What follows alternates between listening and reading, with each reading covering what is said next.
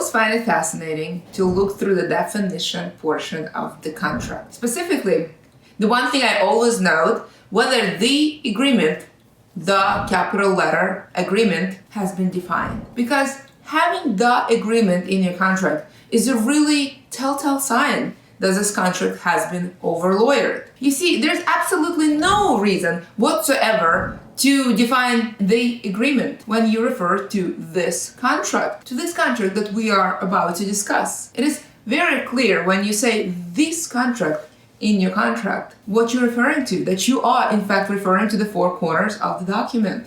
You absolutely do not need to have a definition of the agreement. And the only people who have the definition of the agreement are lawyers. And, various junior lawyers wannabe who channel their legal personality without being a member of the bar or completing law school. You see, in fact, the word agreement is probably more confusing than clarifying. Because in the end of the day, all contracts are agreements, but not all agreements are contracts. So when you define the agreement, to make it abundantly clear that you're referring to this contract, what in fact you're doing is actually muddying the water, at least just a little bit. In any event, there's absolutely no reason not to use a standard English and refer to the contract that we're discussing as this contract in the document.